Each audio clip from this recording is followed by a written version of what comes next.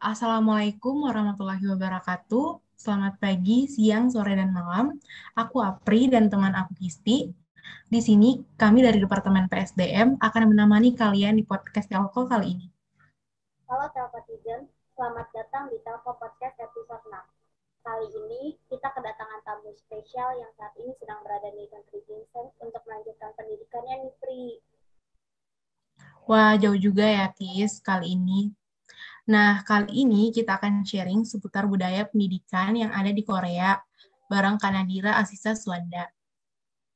Halo Kak Nadira, apa kabar Kak? Halo, alhamdulillah baik. Teman-teman apa kabar? Baik juga nih, Kak.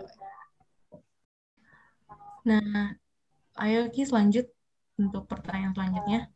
Sebelum kita nanya lebih jauh nih Kak tentang kuliah Kakak saat ini dan budaya yang ada di Korea, kita mau flashback dikit nih Kak tentang kesibukan Kakak waktu kuliah di Telkom itu kegiatannya apa aja sih Kak? Oke, jadi saat kuliah dulu S1, aku mengikuti suatu organisasi namanya Senior Residence. Aku ikut di sana buat 2 tahun. Lalu aku juga menjadi asisten riset di Mobile Laboratory, tepatnya di Cellular Network Division. Terus aku juga pernah mengikuti beberapa kepanitiaan, salah satunya adalah Gemastik. Waktu itu aku jadi salah satu koordinator buat LO-nya. Lalu aku juga pernah mengikuti, kalau di ya, jadi panitia Asteris waktu itu di ASC. Ya, mungkin teman-teman juga familiar. Ya, waktu itu. Ya, terus ada beberapa kepanitiaan lain juga sih.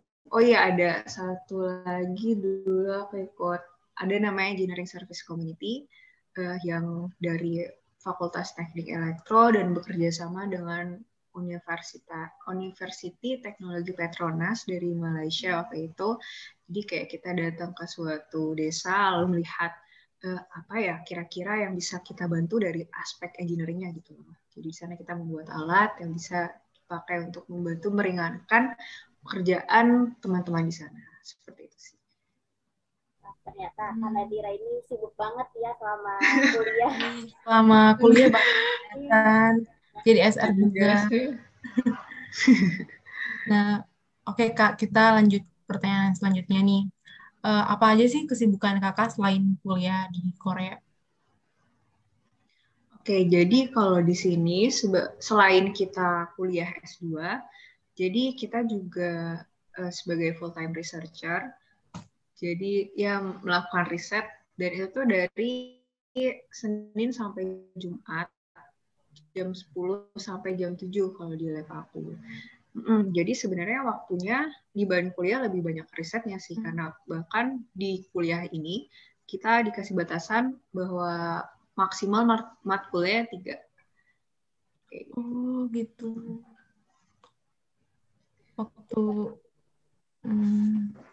Jadi tapi gimana ya Kak? Kayak waktunya itu lebih fleksibel atau emang Kakak jauh lebih sibuk gitu kuliahnya?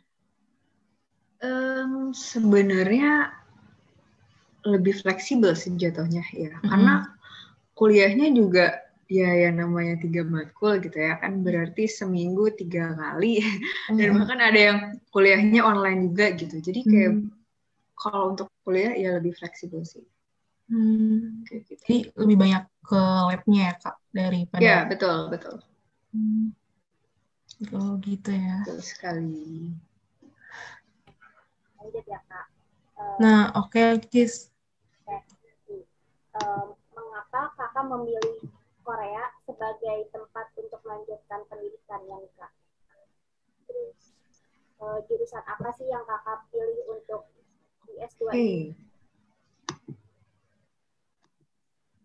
Oke, jadi mungkin pertanyaan pertama ya tadi, kenapa Korea? Sebenarnya gini sih, sebenarnya aku kayak dari dulu pengen banget di luar negeri gitu. Awal-awalnya sih kayak ya udah di mana aja yang penting di luar negeri kayak gitu. Oke. Karena waktu SMA kebetulan aku pernah ikut suatu pertukaran pelajar waktu itu ke Rusia, dan kayak aku ngerasa wah banyak banget sih ilmu baru yang aku temuin waktu itu, dan kayak mungkin gak akan aku alamin kalau saat itu aku belajarnya di Indonesia gitu. Jadi setelah itu kayak aku mau coba nyari-nyari nih beasiswa ke luar negeri, dan setelah aku masuk teknik telekomunikasi dan belajar ya tentang dunia itu, kayak aku baru tahu bahwa Korea itu adalah salah satu negara yang paling maju loh IT-nya. Kayak aku pernah baca nih beberapa artikel, katanya di situ Korea itu adalah negara yang pertama kali meluncurkan 5G. Nah, waktu itu juga aku sempat cari-cari, katanya data rate Korea ya, kalau misalnya kita internetan nih, itu tuh kecepatannya salah satu yang tertinggi. Dia kayak kejar-kejaran gitu sama Arab Saudi. Aku lupa sih di uplink atau di downlinknya kayak gitu. Kayak terus aku mikir kayak, wah kece juga nih Korea. Jatuhnya kayak gitu. Maksudnya kayak ya kalau misalnya dengan pertama kali 5G, ya berarti teknologi di sana juga mumpuni gitu kan untuk mendukung itu kan. Makanya kayak wah pasti IT di sana kece nih, aku mikirnya kayak gitu. Dan kayak aku juga kayak kepo sih, kayak sekarang Korea kan di banyak sektor ya, kayak terkenal lah di dunia jatuhnya kayak gitu kan. Kayak mungkin kita sebagai anak-anak muda kayak dengernya lebih ke K-pop-nya gitu, atau ke K-dramanya gitu kan. Padahal di satu sisi juga banyak sektor-sektor lain yang mendukung itu kan, kayak untuk membuat suatu drama misalnya, ya berarti untuk membuat suatu drama yang bagus, topiknya harus bagus, dan kayak ekonominya juga di situ harus mendukung agar ceritanya menarik dan segala halnya gitu kan. Makanya aku kayak mikir banyak sekali sih hal yang bisa digali dari Korea ini gitu. Dan bahkan Korea ini juga yang aku baca waktu itu kayak dia Independence Day-nya gitu kan tahun 1945 juga. Jadi kayak ya tahu kayak fun fact gitu loh, kayak wah kece juga nih Korea sekarang, kayak kemana-mana dia kayak populer gitulah di dunia ini gitu kan. Jadi kayak wah oke nih kayak menarik nih ke Korea gitu. Iya, tapi itu kayak untuk alasan bagusnya sih. Kayak maksudnya kayak di satu sisi ya sebenarnya aku juga anak yang suka nonton K-drama juga gitu. Jadi kayak aku pengen ketemu aktor-aktor. Lebih kerasa penasaran nggak sih Kak? Kayak betul. sama kepo gitu. Iya, penasaran dan kepo. Iya, pengen tahu aja sih kayak di sini gimana sih mereka kayak hidup gitu, kayak budaya mereka apa yang biasa mereka terapkan yang untuk saat ini orang-orang Indonesia masih belum bisa diterapkan. Jadi kayak aku pengen lihat lebih dekat aja sih. Gitu. Menarik juga ya Kak, alasannya mau ke Korea.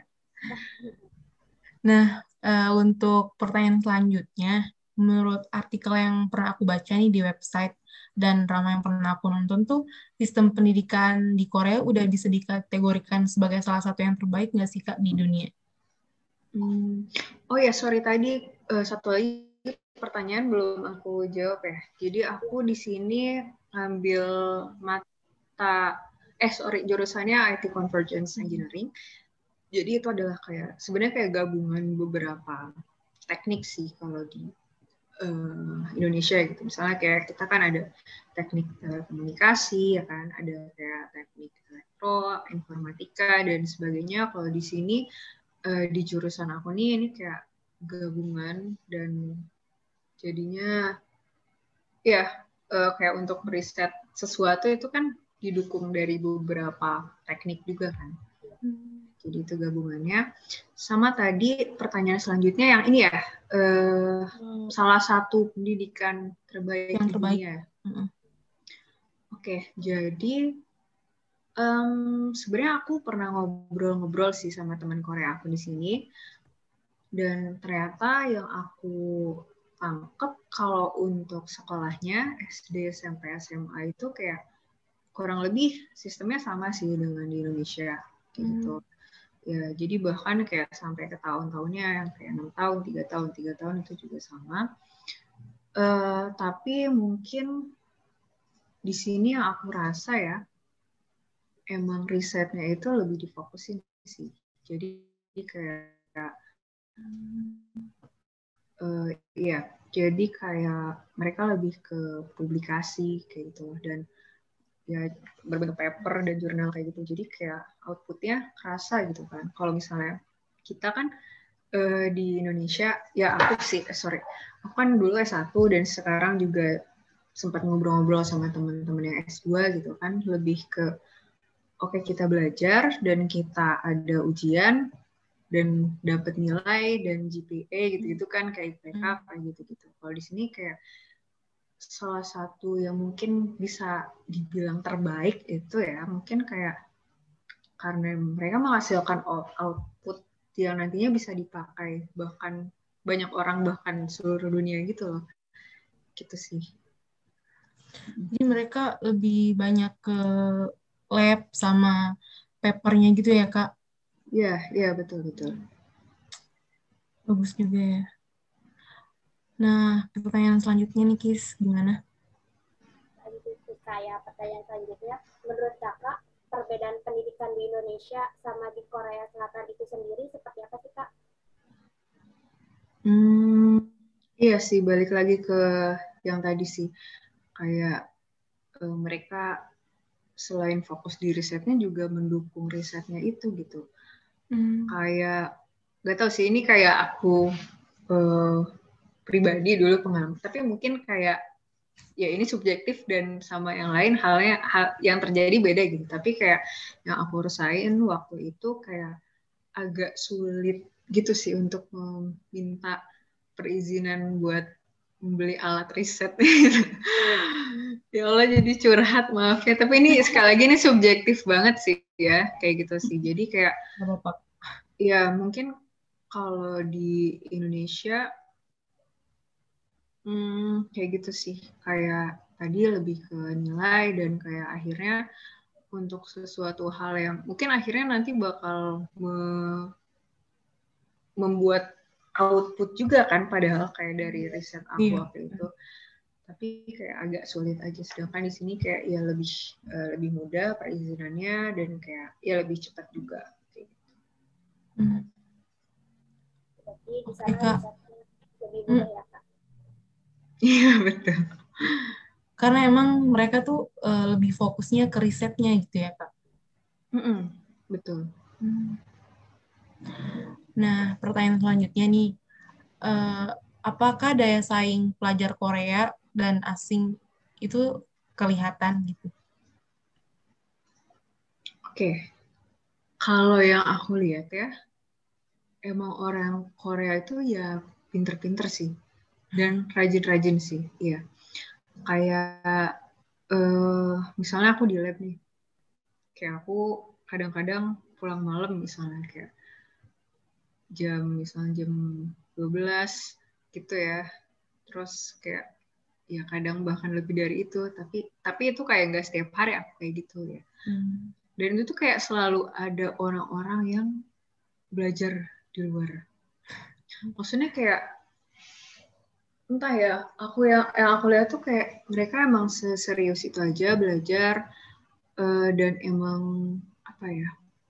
Akhirnya mungkin mereka sebenarnya ya tiap orang beda-beda gitu ya tingkat kecerdasan dari IQ, tapi ya karena mereka rajin ya akhirnya jadi pinter juga kayak gitu loh.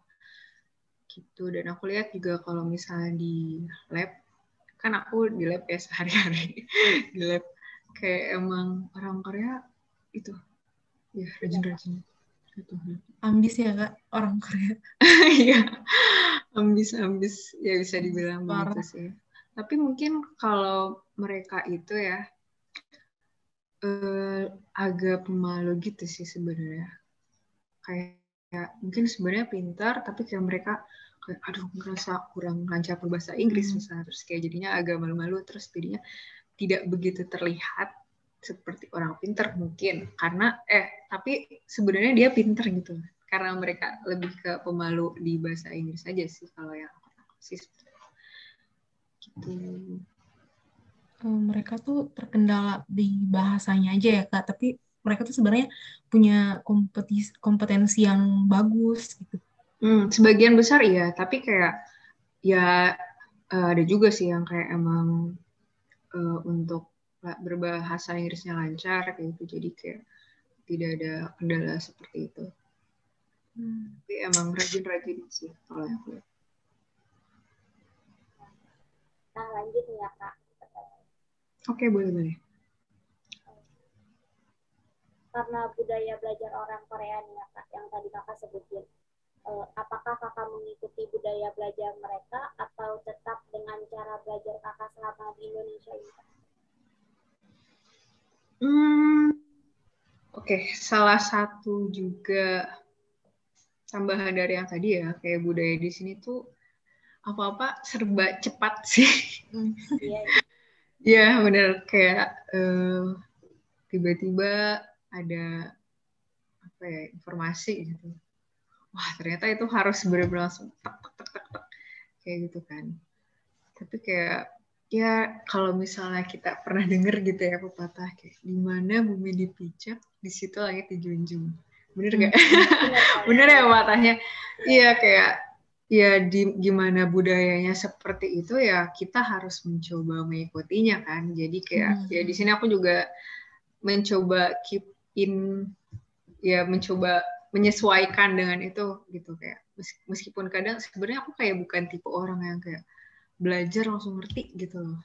Jadi kayak ya harus kayak baca berulang-ulang juga, tapi kayak dengan budaya yang seperti ini dan dengan melihat mereka yang serajin-rajin itu gitu kayak ya aku masih mencoba menyesuaikan gitu sih mau nggak mau kayak gitu. Emang harus beradaptasi ya Kak sama lingkungannya di sana. Betul. Karena kita yang datang ke sini kan. Iya. Nah, next nih Kak, pertanyaannya, budaya pali-pali atau cepat-cepat di Korea itu jadi tren di kalangan masyarakat. Kakak juga menerapkan budaya itu nggak sih di kehidupan sehari-hari, terutama di bidang akademis? Oke. Wah, pali-pali. Itu teman-teman pernah dengar di drakor kan? Iya. Iya, betul. Di sini kayak apa-apa serba pali-pali sih, benar sih tadi kata di semua sektor. Bahkan kayak misalnya aku lagi belanja nih misalnya kayak di minimarket gitu kan. Kan kalau misalnya kita di Indonesia kayak oke, kita belanja ke kasir, dia yang masukin ke plastik gitu kan, beliau kan. Tapi kalau di sini kayaknya agar lebih cepat sih. Jadi kayak dia kayak ambil barang terus kayak scan QR code, barcode, taruh. Terus kayak dia ambil lagi, taruh. Jadi kayak kita tuh udah harus standby di belakang dan terus memasukkan itu. Kayak gitu. Dan ini tuh banyak terjadi juga sih kayak di hal-hal lain. Kayak tadi loh misalnya kayak ayo administrasi, tanda tangan ini kayak gitu-gitu. Itu kayak harus serba cepat, semuanya serba cepat kayak gitu loh. Jadi kalau di akademis juga,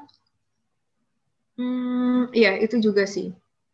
Kayak misalnya kan kalau di dunia riset ya kayak gini, kalau aku tuh misalnya profesor request sesuatu nih, kayak ada ide riset kayak gitu-gitu kan. Itu tuh kayak oke, tolong kerjaan ini kayak this is urgent gitu loh kayak ini urgent.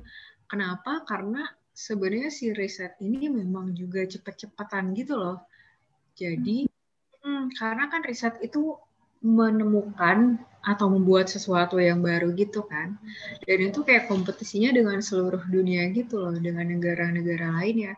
Jadi kalau misalnya ada suatu ide, ya harus dipastikan bahwa ide misalnya berupa paper itu tuh harus yang baru, nggak boleh kalau misalnya udah dikeluarin sama misalnya negara Cina atau Taiwan kayak gitu. Jadi memang semuanya ya harus serba cepat ujung-ujungnya di sini. Betul tadi budaya pali-pali.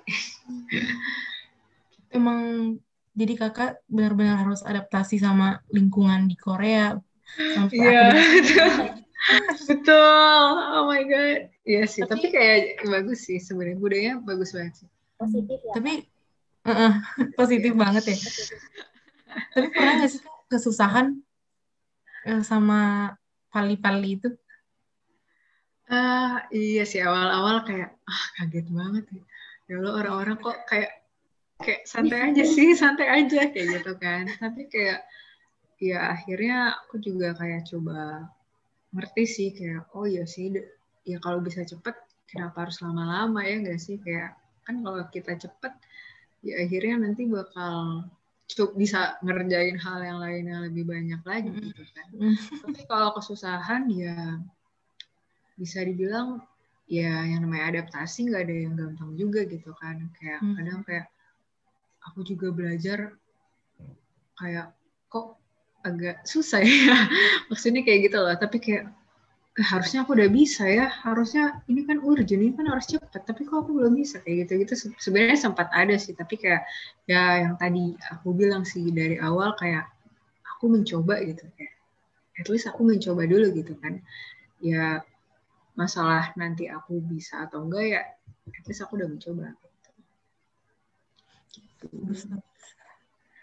Bener adaptasi kalau kata Tulus. Nah, lanjutnya, Kak. Bagaimana sistem belajar Kakak selama di Korea nih, Kak? Kan sekarang lagi pandemi ini ya, Kak. Nah, di sana tuh kuliahnya tuh online atau offline? Oke, jadi dalam kuliah di sini itu sebenarnya ada yang online, ada yang offline. Jadi sebenarnya itu tuh tergantung profesornya sih. Jadi dari kemarin itu kalau yang online mungkin teman-teman juga tahu ya namanya LMS gitu-gitu nggak sih, kayak Oh iya. Learning Management System. Ya, jadi sistemnya kayak ada website, terus kayak kita bisa akses mata kuliahnya di situ, terus kayak waktu itu profesornya ngirim kayak video-video gitu, terus kayak kita ya nonton, upload PR kita di situ. Tapi kalaupun ada yang offline juga kemarin sempat sih, terus kayak ya pas masuk ruangan buildingnya gitu kan, bangunannya tuh kayak ada tes suhu dulu, terus ya di dalam kita harus pakai masker kayak gitu, dan kayak di dalamnya juga nggak bener dempet-dempetan kursi gitu sih, jadi kayak ya tetap menjaga protokol ya betul.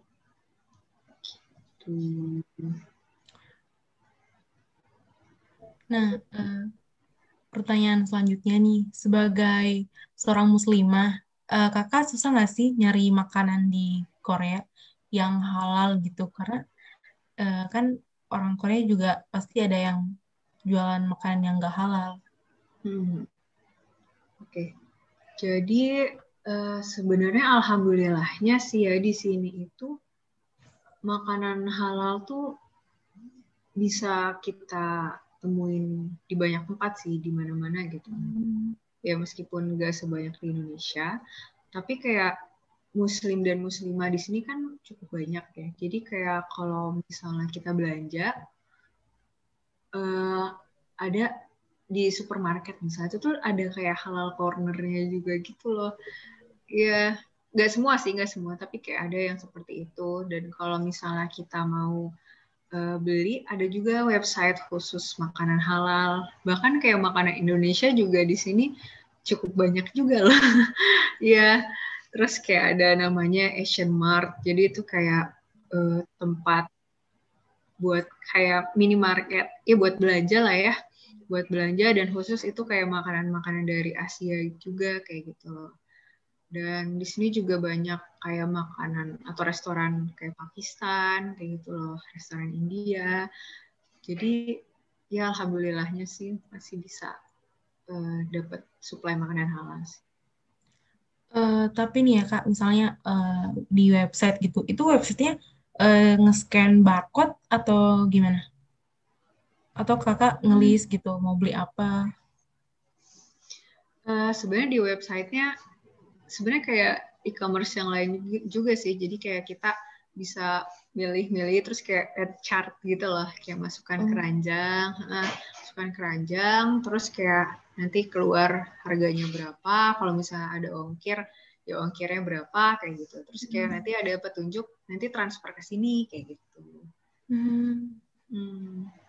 Ya Soalnya udah enak lah.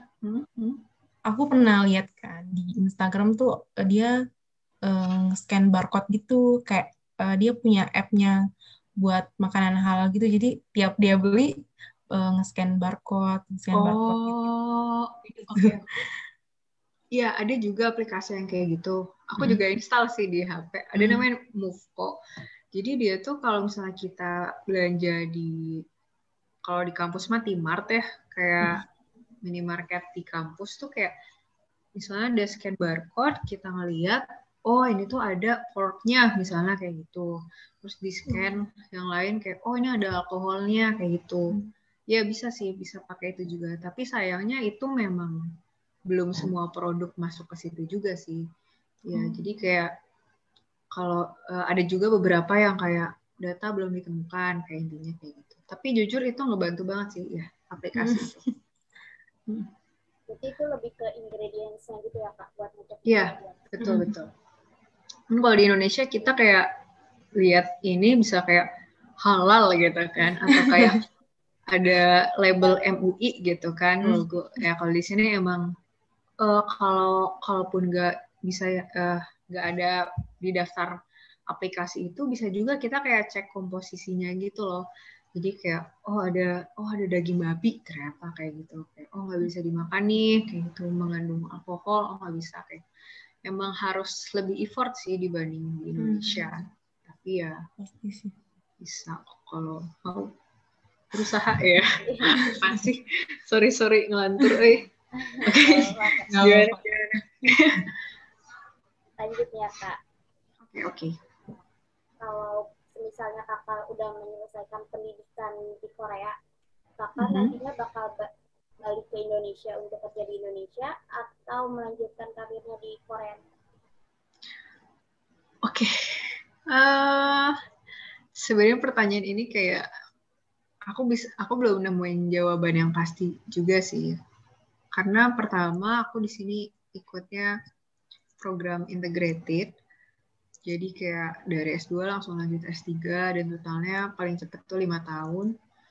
Gitu. Jadi kayak kalau nentuin apa yang aku bakal lakuin 5 tahun kemudian masih 50-50 juga gitu kan. Tapi sebenarnya aku kayak ada planning kayak balik ke Indo juga sih, kayak pengen jadi dosen juga gitu kan, kayak aku pengen berbagi aja sih kayak ilmu apa aja yang aku dapat di sini, aku bagi juga buat orang-orang di Indo gitu kan, siapa tahu bisa bermanfaat kayak gitu. Tapi ya ada juga sih planning kayak mungkin aku bakal cari kerja di sini kah, atau kayak misalnya lanjut jadi researcher di negara lain kah. Tapi untuk itu semuanya masih plan sih, jadi kayak aku belum tahu betul apa yang aku bakal lakuin ke depannya. Gitu. Masih fokus buat kuliahnya ya Kak.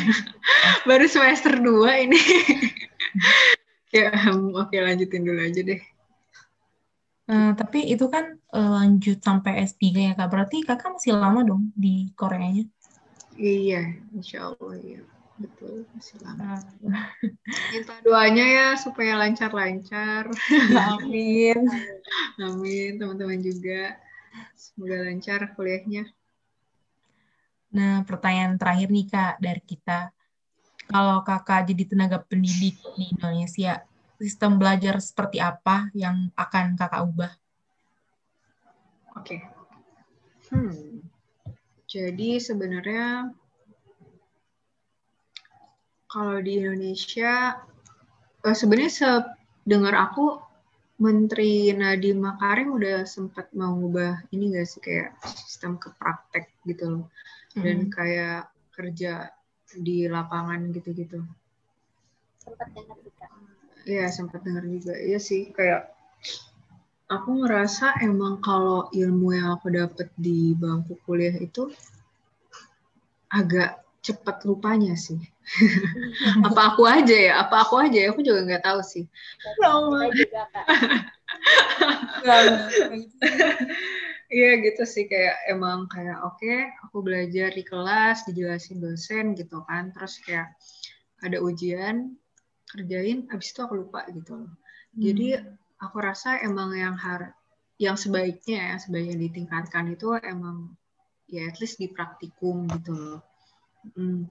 Karena kalau di praktikum kayak kita coba implementasinya gitu kan. Jadi itu. Terus yang kedua, mungkin kalau dari aku, ini kayak aku juga baru tahu setelah Korea sih, kayak maksudnya untuk riset itu kayak, iya ya, kayak sebaiknya mahasiswa-mahasiswi mencoba membuat suatu output saat kuliah itu yang bisa dipakai buat orang-orang lain juga gitu kan. Kayak publikasi kan jatuhnya kayak menghasilkan sesuatu yang baru gitu ya. Dan sebenarnya kalau misalnya kita menerapkan itu di Indonesia juga, kalau misalnya kepaksa gitu ya, kan mahasiswa-mahasiswa kepaksa membuat suatu paper atau kayak jurnal, ya ujung-ujungnya pasti mereka bisa juga ya nggak sih? Ya kan? Nah, jadi aku rasa itu kayak suatu hal yang sangat positif juga. Terus untuk di Indonesia, terutama kuliah ya ini konteksnya. Kayak aku rasa juga mahasiswa-mahasiswi sebaiknya coba apa ya, mengambil suatu convergence kumpulan kesinambungan dari mata kuliah yang dipelajari di bangku kuliah gitu loh. Karena aku ngerasa gini sih, kayak waktu itu misalnya aku belajar PSD misalnya kan, pengolahan sinyal digital. Terus misalnya aku juga belajar Siskom. Mungkin teman-teman juga familiar ya dengan mata kuliah ini gitu kan. Tapi kayak saat itu yang aku rasain adalah, oh ya udah Siskom aja gitu. Terus kayak PSD aja gitu. Dan aku belum menemukan suatu hal yang bisa ini dipakainya sebenarnya buat di bagian mananya sih gitu loh. Kayak ini dipakainya buat di bagian mananya sih kayak gitu. Makanya kayak di sini aku cukup kaget sih, kayak maksudnya oh sebenarnya ini dulu pernah dipelajari ya. Oh iya ya, aku lupa ya. Oh ternyata ini dipakai buat ini ya, kayak gitu loh. Jadi kayak lebih ke kayak mahasiswa tuh ya. Jadi kayak mereka belajar ini dan mereka tahu ini bakal diaplikasiin nanti di mana kayak gitu loh. Jadi aku rasa itu hal yang baik sih kalau misalnya ada suatu mata kuliah khusus gitu misalnya kayak buat menyambungkan semua matkul-matkul sebelumnya. Tapi ini juga sebenarnya ide dari dulu namanya Bapak Erfansyah Ali. Mungkin teman-teman juga familiar ya dengan Bapak Ervan. Ya, Bapak Ervan juga pernah ngomong kayak gitu sih. Harusnya ada nih mata kuliah yang kayak ngaitin semuanya kayak gitu. Terus kayak aku betul-betul merasa hal itu diperlukan itu setelah aku kesini sih. Kayak gitu. Jadi kakak tuh ngerasa yang kita pelajarin di Telko tuh berguna nih waktu S2. Iya, berguna tapi kayak udah lupa-lupa gitu. Oh iya, dulu pernah belajar ya, kayak gitu sih. Gitu.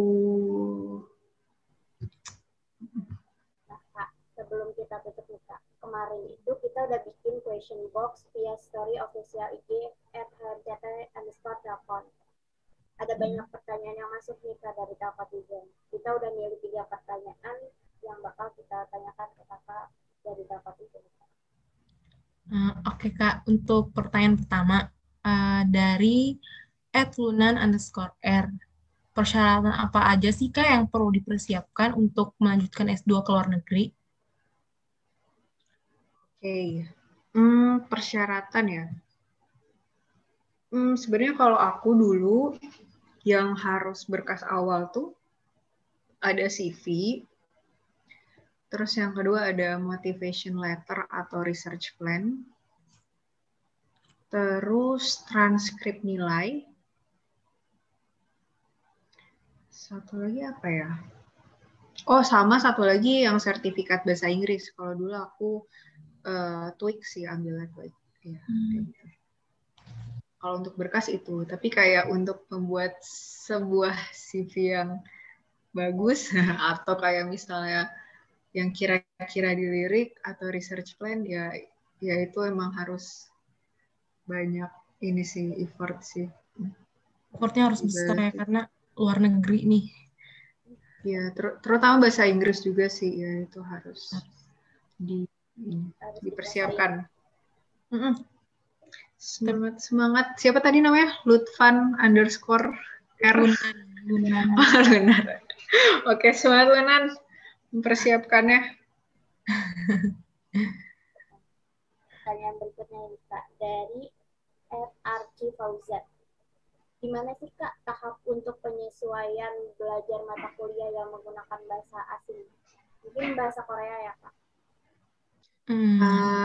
Oke. Nah, jadi kebetulan sih aku di sini pakainya bahasa Inggris sih. Kayak gitu.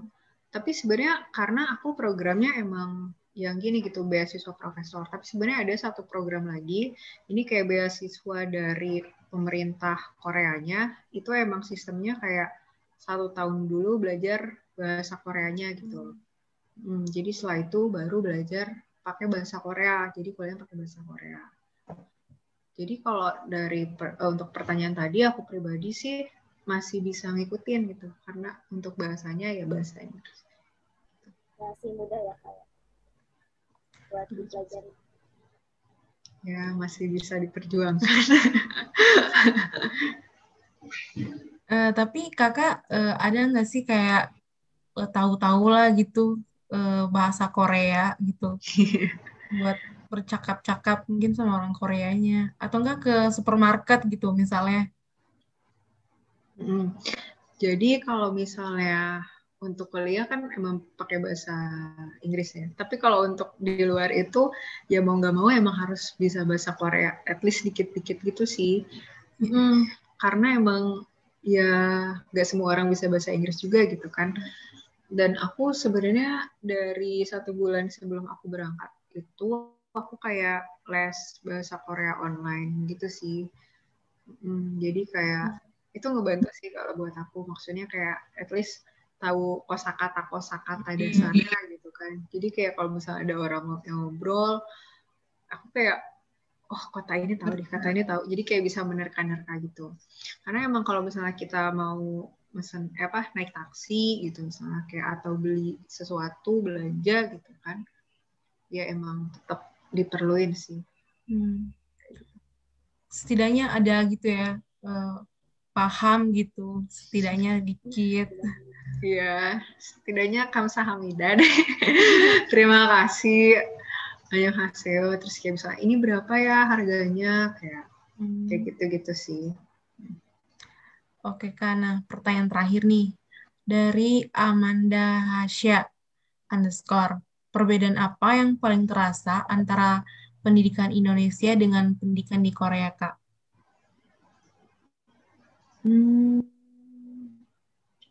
Yang paling terasa ya? Oke, jadi kalau yang aku rasain sih, kalau misalnya kita di bangku sekolah gitu kan, dan sampai S1 memang lebih ke dosen atau guru yang menjelaskan gitu kan. Ya kan? Terus kayak oke, kita mencoba memahami, mencatat, terus nanti di akhirnya kayak ujiannya mirip dengan seperti itu ya nggak sih, kayak atau enggak kayak beda dikit angkanya atau kayak yang kanan jadi kiri misalnya, sedikit modifikasi lah ya kayak gitu. Tapi kalau di sini memang karena memang lebih fokus riset, seperti yang tadi aku bilang, jadi emang di sini kita mau nggak mau lebih harus nge-explore sendiri gitu sih. Kayak cari-cari di internet, terus kayak baca dari sumber ini sendiri, terus kayak ya nanti lebih kayak oke, nanti kita presentasi, terus kayak ada sedikit masukan dari profesornya kah, atau kayak dari teman-teman satu lab kah, kayak gitu. Jadi kayak di sini jatuhnya emang lebih mandiri. Iya, mandiri, explore sendiri, terus yang tadi kayak fokusnya ngeriset gitu. Kayak gitu sih. Jadi ya challenge juga sih sebenarnya. Cukup signifikan ya perbedaan yang di Indonesia sama Korea. Iya, betul. Nah, oke Kak, bermanfaat banget nih informasi yang Kakak kasih ke kita dan juga menginspirasi kita nih buat lebih apa ya, mengembangkan ilmu gitu ke depannya. Bener banget nih, Pri. Jadi semangat buat mengembangkan diri di dunia Heeh. perkuliahan. Wih, beneran nih. Udah Bener. semangat nih. Sebelumnya semangat juga nggak? Ya, masih begitu ya. Semangat Oh dong, gitu. Kak. Jadi Oh lebih gitu. terbuka gitu. Oke, alhamdulillah kalau gitu. Untuk Kak Nadira, makasih banyak udah mau berbagi cerita dan pengalamannya sama kita semua nih, Kak. Kami mohon maaf jika selama podcast ini ada salah-salah kata atau salah-salah perilaku yang menurut Kakak kurang baik. Nah, terima kasih juga untuk Telkotizen yang telah menonton podcast ini sampai akhir. Semoga apa yang kami sampaikan bermanfaat bagi kita semua. Amin. Kami berdua pamit undur diri. Terima kasih dan sampai jumpa di Telko Podcast selanjutnya. Wassalamualaikum Assalamualaikum warahmatullahi warahmatullahi wabarakatuh. wabarakatuh. Assalamualaikum warahmatullahi wabarakatuh. Makasih juga ya teman-teman semua kesempatannya. Kasih juga Kak buat kita. Ditunggu di Korea.